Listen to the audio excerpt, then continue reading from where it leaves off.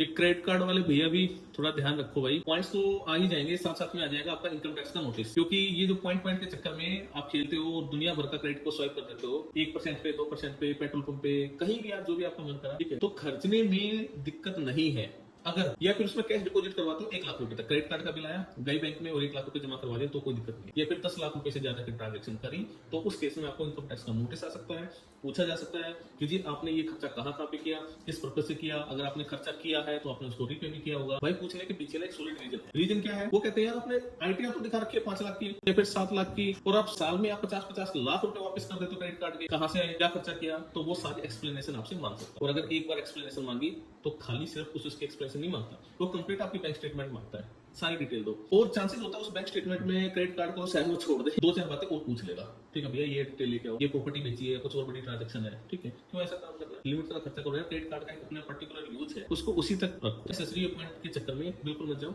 ठीक है। अपनी एआईएस और